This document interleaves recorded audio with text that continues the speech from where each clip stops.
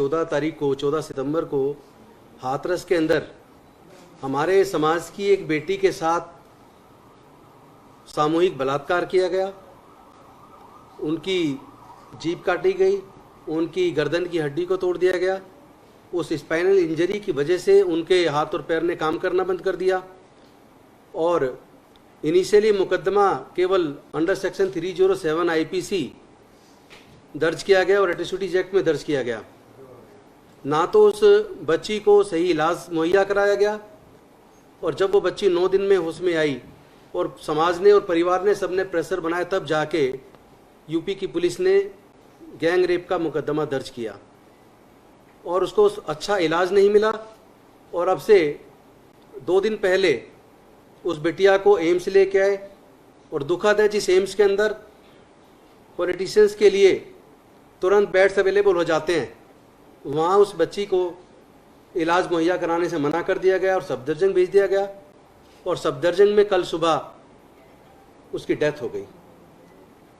पूरे समाज को ये संदेह था कि यूपी की पुलिस पक्षपात कर रही है, ठीक से इन्वेस्टिगेशन नहीं कर रही है और हो सकता है बॉडी को चुपचाप ले जाएं।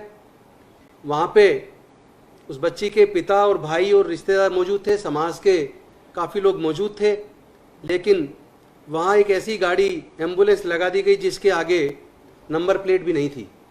हम लोग एक साइड में किनारे पे फिजिकल डिस्टेंसिंग मेंटेन करते हुए खड़े हुए थे, थोड़े थोड़े गैप के बाद।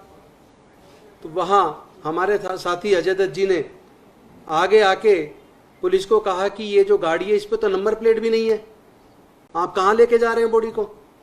उनके माँ बाप यहाँ मौजूद हैं, रिश्तेदार मौजूद हैं, समाज के लोग मौजूद हैं, आप बॉडी को उनको नहीं दे रहे। उसके तुरंत बाद वहाँ पे जो मेरे ख्याल से वो शायद डीसीपी थे, जो नीली शर्ट पहने हुए थे, वो उन्होंने एकदम इनको खींच के धक्का दे के अंदर की तरफ खींच दिया और बाकी पुलिस वाले ले गए और वहाँ इनके साथ बदतमीजी भी की गई। इनसे कुछ ही डिस्टेंस पे नज़दीक वहाँ पे सौरभ भारद्वाज जी भी थे, जो हमारे मुख्य प्रवक्ता हैं, और उन्होंने मुझे आज सुबह बताया कि जो वो डीसीपी थे वो कह रहे थे इसको मैं देखता हूँ जाति का नाम लेके, और उन्होंने आके उसके बाद इनको पकड़ के अंदर खींचा और पुलिस के लोग उनको अंदर लेके गए। ये बेहद शर्मनाक है। एक जनता के चुने हुए प्रतिनिधि के साथ, एक एमएलए के साथ अगर इस तरह हो सकता है तो फिर आम लोगों के साथ क्या होगा। और साथ ही साथ उस डेड बॉडी को परिजनों को देने की बजाय, जो एक लीगली जो जरूरी है, लेकिन वो कानून की पूरी अवहेलना करते हुए बॉडी को चुपके से वहाँ से लेके चले गए। उनके घर वालों को घर में बंद कर दिया गया और रात में अंधेरे में बॉडी को क्रीमेट जिस तरीके से किया, वो सारी चीज़ें आपके सामने आई हैं। तो हम ये मांग करते हैं कि जो एरिया के जो डीसीपी हैं और जो पुलिस के अधिकारी वहाँ मौजूद थे, एसीपी और एसएचओ थे, जिन लोगों ने हमारे सम्मानित विधायक साथी के साथ बदतमीजी की, उनके खिलाफ तुरंत मुकदमा दर्ज होना चाहिए और उनके खिलाफ कार्रवाई होनी चाहिए। साथ ही साथ हम ये भी मांग करते हैं कि इस पूरी घटना की जानकारी जो हमारी इस बच्ची के साथ हुआ, इसकी जो जांच है वो यूपी पुलिस ना करे, उस पर हमें बिल्कुल भरोसा नहीं है। क्योंकि रात को जब हमने टीवी पे पुलिस अधिकारी, यूपी के पुलिस अधिकारियों की जो स्टेटमेंट देखी, वो स्टेटमेंट सुन के लगा ये प्रेजुडिस है और वहाँ से हमें कोई न्याय की उम्मीद नहीं है। हम मांग करते हैं कि ये जांच सीबीआई से कराई जाए, टाइम बाउंड मैनर में कराई जाए, 2 महीने के अंदर चार्जशीट दाखिल हो और उसके बाद फास्ट ट्रैक कोर्ट बना के 6 महीने के अंदर दोषियों को फांसी की सजा दी जाए।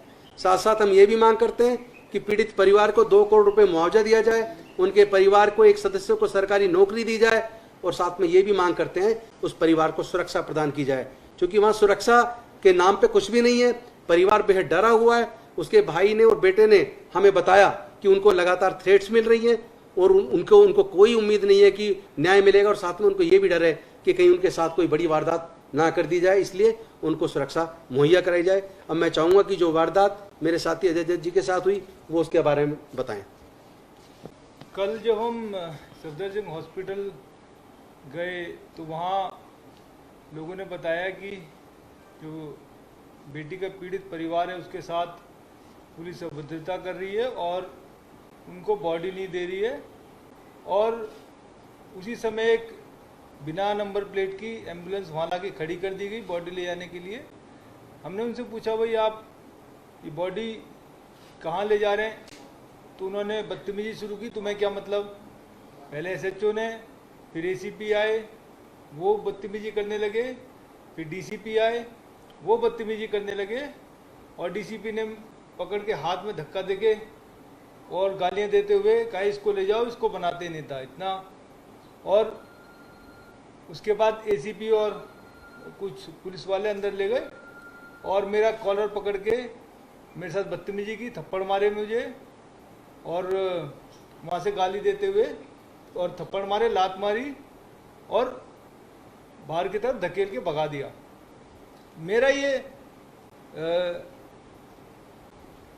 पूरे